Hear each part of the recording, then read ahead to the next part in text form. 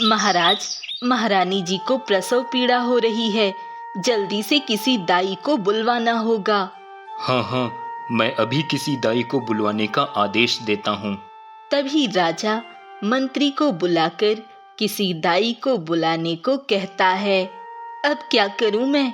अगर आज बड़ी रानी को पुत्र की प्राप्ति हुई तो मेरे सारे किए कराए पे पानी फिर जाएगा और वही होगा जिसका मुझे डर है।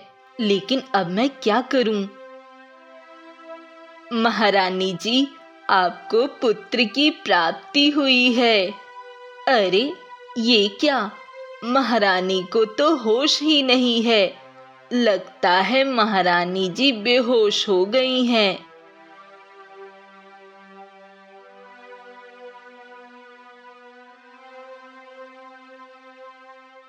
बधाई हो छोटी महारानी जी, बड़ी महारानी जी को पुत्र की प्राप्ति हुई है। अरे वाह दाई अम्मा, अब तो आपको ढेर सारा इनाम मिलेगा। ये तो सब आप सभी की कृपा है जो मुझे भी थोड़ा सा कुछ मिल जाएगा। थोड़ा सा क्यों? मैं तुम्हें उतना दूंगी जितना तुम्हें चाहिए होगा। बताओ तुम्हें क्या चाहिए? मुझे अब क्या चाहिए? बस बुढ़ापा अच्छे से कट जाए। और क्या चाहिए मुझे? दाई अम्मा, अगर तुम वो करो जो मैं कहूँ तो तुम्हें इतना धन दूंगी कि जिंदगी भर भी कम नहीं पड़ेगी तुम्हारी पूंजी। छोटी महारानी की बात सुनकर दाई के मन में लालच आ जाता है और वह छोटी महारानी की बात मान लेती है।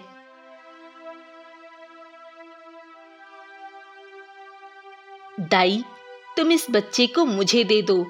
और बड़ी महारानी अभी बेहोश हैं, उनके पास तुम ये चिड़िया का बच्चा रख दो जाकर। और महाराज से कह देना जाकर कि बड़ी महारानी ने एक चिड़िया के बच्चे यानी एक पक्षी को जन्म दिया है।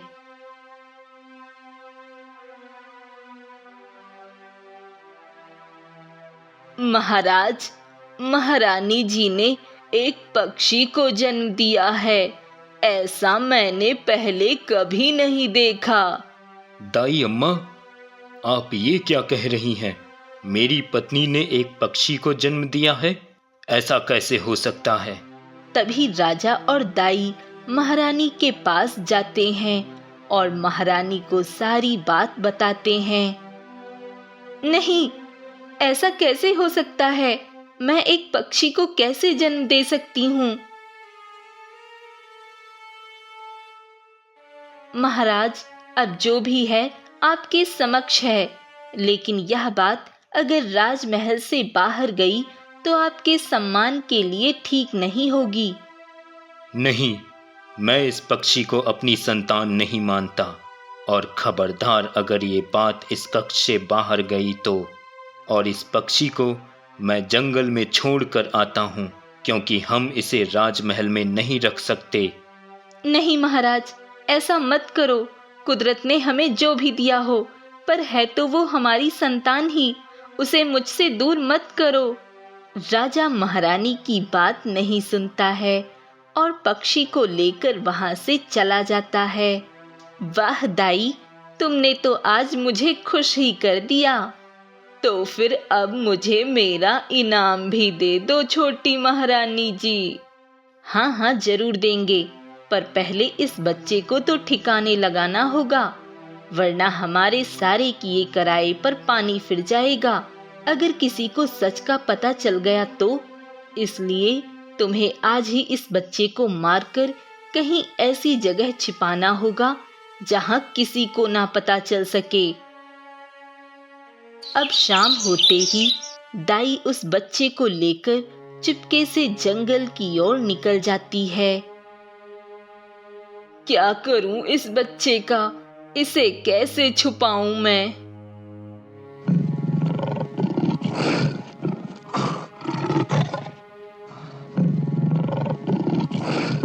अरे बाप रे, शेर, मुझे जल्दी यहाँ से जाना होगा, वरना इस बच्चे के साथ साथ मुझे भी अपनी जान गंवानी पड़ेगी। ऐसा करती हूँ, इस बच्चे को यहीं छोड़ देती हूँ, वो शेर आकर इसे खा लेगा और मेरा काम भी आसान हो जाएगा। अब दाई उस बच्चे को उसी जंगल में छोड़कर वहां से भाग जाती है।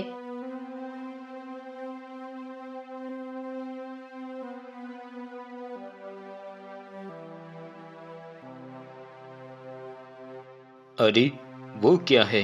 वो तो एक बच्चा है और वो भी अकेला।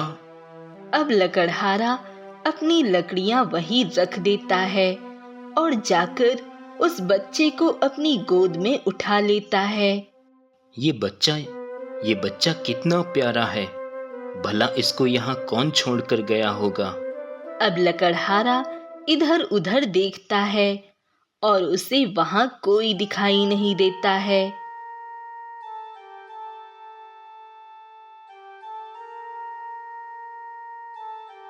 कहाँ हो भाग्यवान? जल्दी इधर आओ। अरे ये बच्चा किसका है जी? तभी लकड़हारा जंगल में हुई सारी घटना अपनी पत्नी को सुनाता है। सुनिए जी, इतने बड़े जंगल में ये बच्चा आपको ही मिला, तो अब हम ही इसे पालेंगे। लेकिन ममता। लेकिन वेकिन कुछ नहीं, अब ये बच्चा हमारे पास ही रहेगा बस। महाराज, आप चिंता मत कीजिए। इस बार महारानी जरूर एक पुत्र को ही जन्म देंगी। हाँ मंत्री जी, मेरी तो बस यही तमन्ना है कि एक पुत्र हो मेरा। राजा की बात भी पूरी नहीं हो पाती है कि वहां पर दाई आ जाती है। महाराज, महाराज, जल्दी चलो और देखो महारानी ने किसको जन्म दिया है। दाई के इतना कहते ही राजा और मंत्री तुरंत महारानी के पास जाते हैं। महाराज देखो, महारानी जी ने एक गिलहरी को जन्म दिया है। ये सब क्या हो रहा है? भला कोई इंसान कभी एक पक्षी और कभी एक गिलहरी को कैसे जन्म दे सकता है? महाराज, हो सकता है, बिल्कुल हो सकता है। जब कोई पिशाचिनी एक इंसान का रूप धारण करके हम इंसानों के साथ रह रही हो तो सब कुछ हो सकता है। क्या क्या मतलब है तुम्हारा? महाराज, मुझे लगता है बड़ी महारानी एक पिशाचिनी है, तभी उनकी कोख से कभी पक्षी तो कभी गिलहरी जन्म ले रही है। तभी महारानी को होश आ जाता है और वह सब कुछ सुन लेती है। नहीं, ऐसा कैसे हो सकता है? मेरे साथ ये क्या हो रहा है? महाराज, मैं नहीं जानती कि ये सब कैसे हो रहा है, और मैं कोई पिशाचिनी नहीं हूँ, मैं तो एक इंसान ही हूँ। तो फिर ये सब क्यों हो रहा है? क्षमा करना महारानी, अब तो मुझे भी लगता है तुम कोई मायावी हो। अब राजा गुस्से में आकर महारानी को कैद खाने में कैद करवा देता है। दाई अम्मा, तुमने तो आज मुझे खुश ही कर दिया है, और आज मैं इतना खुश हूँ कि मैं तुम्हें 1000 सोने की मोहरें दूंगी।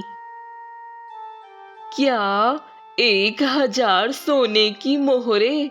वाह, मेरी तो सारी जिंदगी गुजर जाएगी और मैं इतना धन कभी खर्च नहीं कर पाऊंगी। हाँ, लेकिन उससे पहले आपको इस बच्चे को भी उसी तरह मारना होगा जैसे पिछली बार मारा था। हाँ हाँ, मैं ये काम भी आज शाम को ही कर दूंगी। अब शाम होते ही दाई उस बच्चे को भी लेकर जंगल की ओर निकल जाती है। मैं जंगल के अंदर नहीं जाऊंगी, वरना पिछली बार तो शेर से बच ही गई थी। इस बार गई तो मैं भी नहीं बचूंगी। मैं एक काम करती हूँ, क्यों ना मैं इस बच्चे को इसी नदी में फेंक दूं और ये नदी में ही डूबकर मर जाएगा। अब वह दाई उस बच्चे को पास की नदी में फेंक देती है और जल्दी से वहां से भाग जाती है।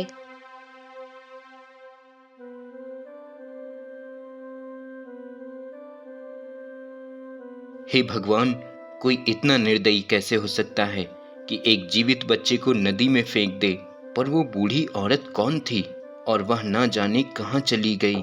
बच्चे, तेरे अपने तो तुझे इस नदी में फेंक कर चले गए, लेकिन मैं तुझे नहीं फेंकूंगा, मैं तुझे भी पालूंगा। अब लकड़हारा उस बच्चे को भी घर ले जाता है और अपनी पत्नी ममता को सारी बात बताता है, और अब वह दोनों उस बच्चे को भी अपना लेते हैं। महाराज, देखिए, आपके छोटे भाई राजा विजय सिंह जंग जीतकर आज कई महीनों बाद राजमहल वापस लौटे हैं। भैया, मैं आ गया और हम जंग जीत गए हैं। अब हमारे राज्य की सीमा और भी ज़्यादा बड़ी हो चुकी है। मुझे खुशी हुई मेरे भाई अजय सिंह, हमें तुम पर गर्व है। भैया, आप कुछ उदास दिख रहे हैं। मैंने आपको इतनी बड़ी बात बताई, लेकिन आप किसी बात से चिंतित दिखाई दे रहे हैं। अब राजा अपने छोटे भाई को महल में हुई सारी बात बताता है। भैया, मैं आपकी बेचैनी समझ सकता हूँ, लेकिन देखना, समय के साथ सब कुछ ठीक हो जाएगा। माँ, ऐसा मत कहो, तुम बिल्कुल ठीक हो जाओगी, तुम्हें कुछ नहीं होगा। महेश बस आता ही होगा वैद्य जी को लेकर। माँ, देखो, वैद्य जी आ गए हैं। अब तुम दवाई खाकर कुछ ही समय में स्वस्थ हो जाओगी।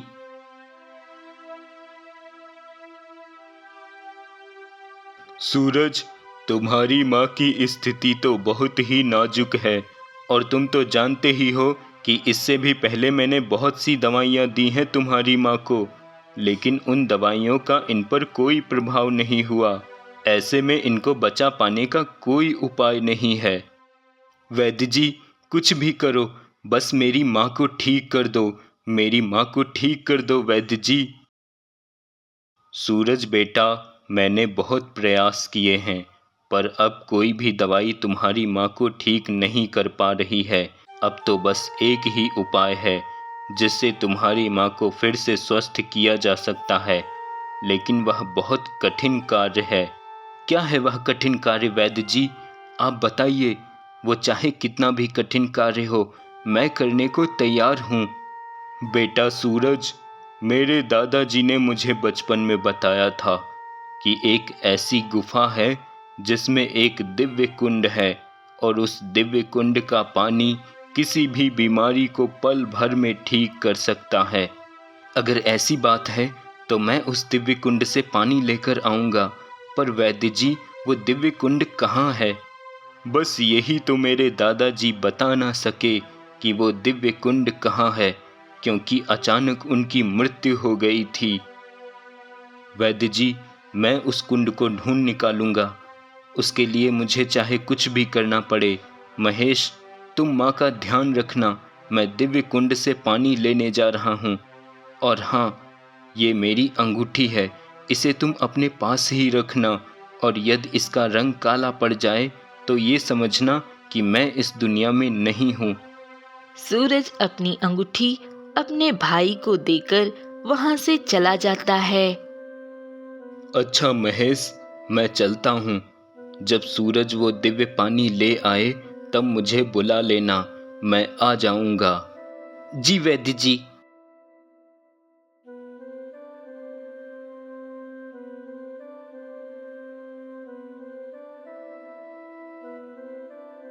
न जाने कहाँ होगा वह दिव्य कुंड। चलते चलते कितनी दूर आ गया हूँ, पर अब तक उस दिव्य कुंड का कुछ पता नहीं चल सका।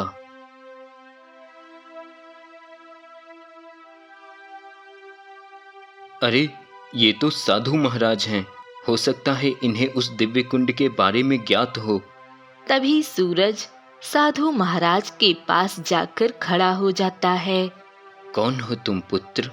साधु महाराज, मेरा नाम सूरज है, और मैं दिव्य कुंड की खोज में निकला हूँ, क्योंकि मेरी माँ बहुत बीमार है और उन्हें अब सिर्फ वो दिव्य कुंड का पानी ही ठीक कर सकता है। लेकिन बेटा, वो दिव्य कुंड का जल लाना इतना आसान नहीं है, क्योंकि वहाँ जाते ही तुम्हें बहुत बड़े खतरे का सामना करना पड़ेगा। साधु महाराज, मैं हर खतरे का सामना करने को तैयार हूँ। बस आप मुझे उस दिव्य कुंड का पता बता दीजिए। वह दिव्य कुंड यहाँ से कुछ दूर एक ढींगरा नाम के जंगल में एक काली गुफा के अंदर है। लेकिन उस काली गुफा के अंदर एक भयानक राक्षस भी रहता है, जो वहाँ जाने वाले हर इंसान से बातें करने की कोशिश करता है, और जो भी उसकी बात का जवाब दे देता है वह तुरंत वहीं पे पत्थर की मूर्ति बन जाता है और सदैव के लिए उसी गुफा में रह जाता है। इसलिए वहाँ जाना खतरे से खाली नहीं है। लेकिन तुम अपनी माँ की जान बचाने के लिए वहाँ जाना चाहते हो, तो एक बात याद रखना कि उस गुफा के अंदर जाते ही तुम्हें वह राक्षस अपनी बातों में उलझाएगा, लेकिन तुम उसकी किसी भी बात का कोई भी जवाब मत देना, सिर्फ चुप रहना। और जब वह तुमसे बोलते बोलते थक जाएगा तब वह खुद ही एक पत्थर की मूर्ति बन जाएगा। उसके मूर्ति बनते ही वहाँ उस दिव्य कुंड में जल प्रकट हो जाएगा, जिसे तुम ला सकोगे। पर याद रहे, यह कार्य तुम्हें बहुत ही संभल कर करना होगा। साधु की बात सुनकर अब सूरज उसी जंगल की ओर निकल जाता है।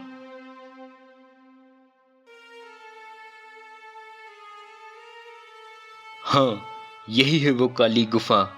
अब मुझे इस गुफा के अंदर जाना होगा। सूरज अब उस काली गुफा के अंदर चला जाता है। अरे, ये तो सच में यहाँ कई लोग पत्थर की मूर्ति बने हुए हैं। आओ, आओ, तुम भी पानी लेने आए हो क्या? हाँ, तुम पानी लेने ही आए हो, लेकिन तुम जिसके लिए पानी लेने आए हो वो तो तुम्हारी माँ है ही नहीं। वो तो एक लकड़हारे की पत्नी है, जिसने तुम्हें सिर्फ पाला है। तुम्हारी असली माँ तो राजमहल में कैद है। उसे तुम्हारे असली पिता ने ही कैद किया हुआ है। यह सब सुनकर सूरज तुरंत उस राक्षस की बात का जवाब दे देता है। क्या? ये तुम क्या कह रहे हो?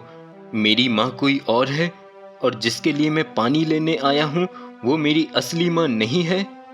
सूरज जैसे ही कुछ बोलता है, तुरंत ही वह एक पत्थर की मूर्ति बन जाता है।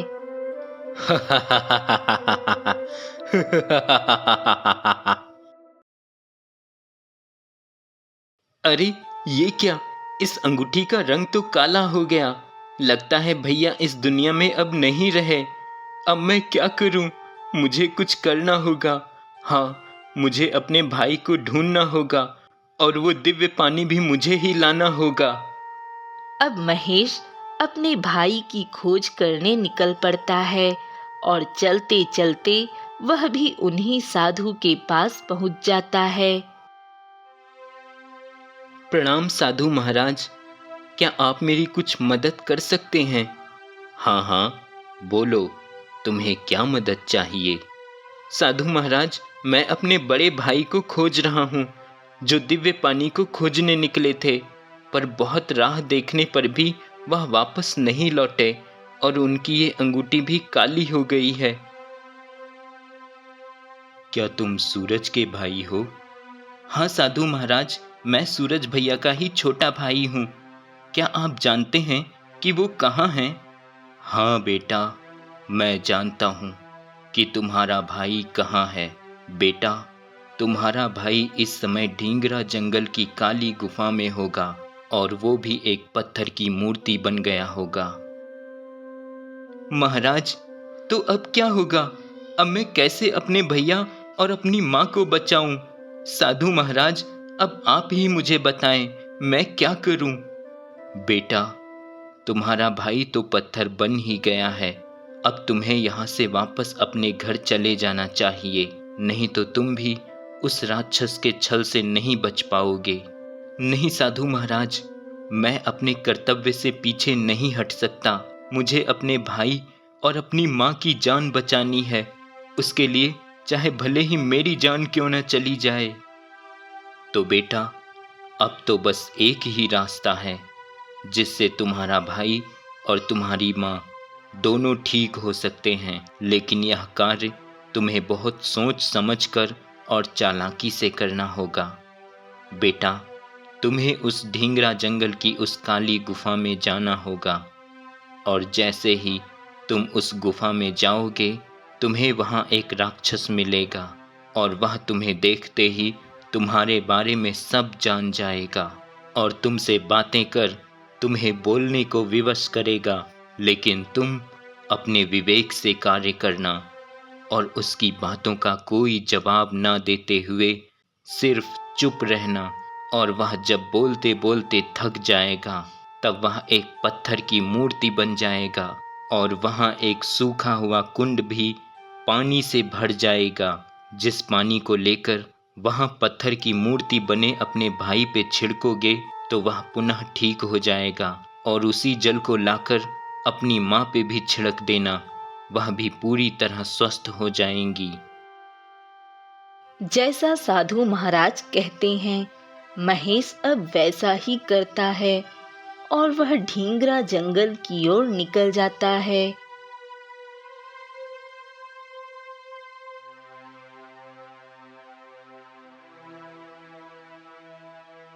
हाँ, लगता है यही वो काली गुफा है।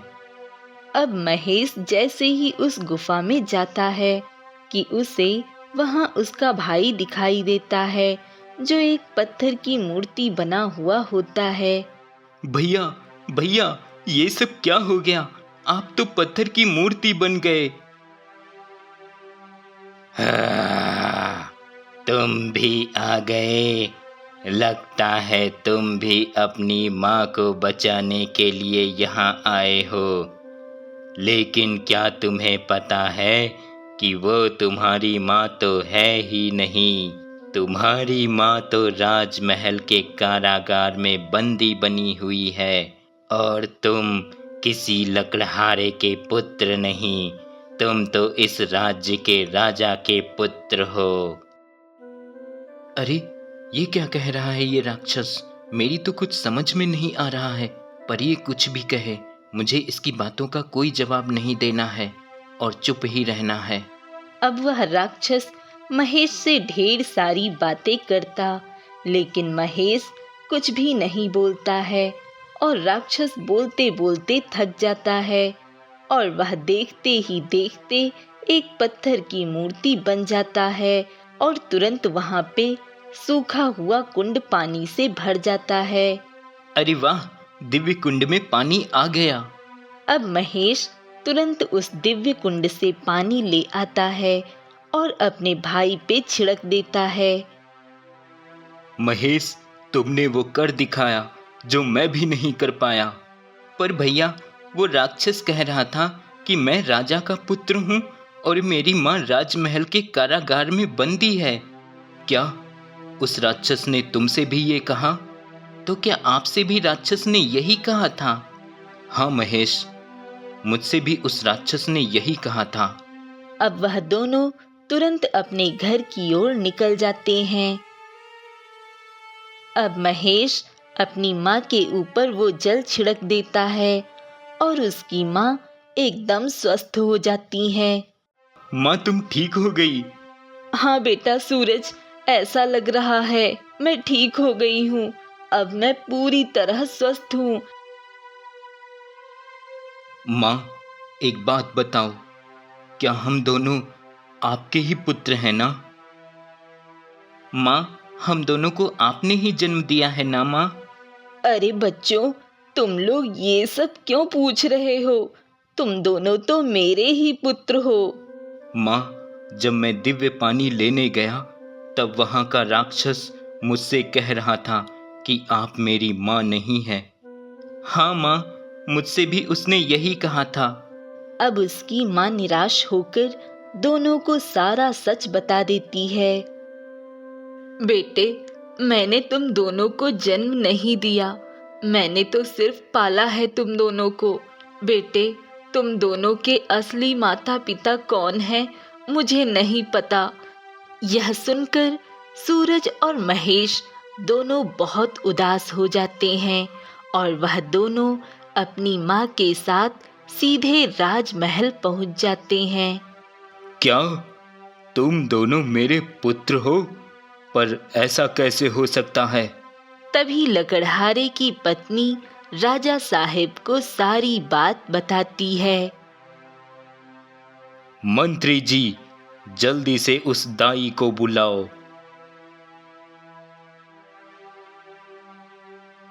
तभी मंत्री जी दाई को बुलाकर ले आता है। दाई, मैं तुमसे जो भी पूछूंगा मुझे सच सच बताना, वरना तुम्हें आज ही फांसी पे लटका दिया जाएगा। बताओ, क्या तुमने मेरे दोनों पुत्रों को मुझसे छुपाया था और उन्हें जाकर एक को जंगल में और एक पुत्र को नदी में छोड़कर आई थी? महाराज, मुझे क्षमा कर दो महाराज। मैं लालच में अंधी हो गई थी। मुझे छोटी महारानी जी ने लालच दिया था कि वह मुझे ढेर सारा धन देंगी, इसलिए मैंने उनके कहने पर ही दोनों बच्चे छिपाकर उनकी जगह चिड़िया और गिलहरी रख दिया था।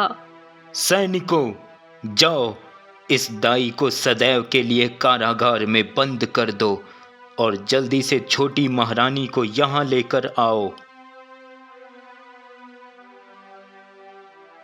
मुझे क्षमा कर दो महाराज। वो क्या है कि हमें एक साधु महाराज ने बताया था कि मैं कभी भी संतान का सुख नहीं उठा सकूंगी, इसलिए मुझे बहुत बुरा लगा था। और जब बड़ी महारानी को पुत्र का जन्म हुआ तो मैं क्रोध और जलन में आकर आपके दोनों पुत्रों को आपसे अलग कर दिया। मुझे क्षमा करना महाराज। नहीं, तुम्हें बिल्कुल भी क्षमा नहीं किया जाएगा। तुम्हें भी उतनी ही सजा मिलेगी जितनी उस दाई को मिली है। सैनिकों, जाओ, इन्हें भी कारागार में ले जाकर बंद कर दो, जीवन भर के लिए। बड़ी महारानी को कारागार से बाहर लाकर राजा महारानी को सारी बात बताता है और महारानी से क्षमा मांगता है। और महारानी अपने पुत्रों को पाकर बहुत खुश हो जाती है। क्या तुम दोनों मेरे पुत्र हो? तभी लकड़हारे की पत्नी बड़ी महारानी को सारी बात बताती है। हाँ महारानी, ये सब सच है। तुमने दोनों बार पुत्रों को ही जन्म दिया था। छोटी महारानी और वो दाई ने मिलकर हम दोनों की आंखों में धूल झोंक कर हमारे दोनों पुत्रों को हमसे अलग कर दिया और मैं तुम्हें ही गलत समझ बैठा। लेकिन अब समय आ गया है कि हम सब एक साथ रहेंगे। क्यों मेरे राजकुमारों? पिताजी, हम आपके पास रहने को तैयार हैं, लेकिन मेरी माँ, जिन्होंने हमें पाल पोस कर बड़ा किया है, वो भी हमारे साथ यहीं रहेंगी। हाँ हाँ मेरे राजकुमारों, जैसा तुम दोनों चाहोगे वैसा ही होगा। और इस तरह अब सभी खुशी खुशी से रहने लगते हैं।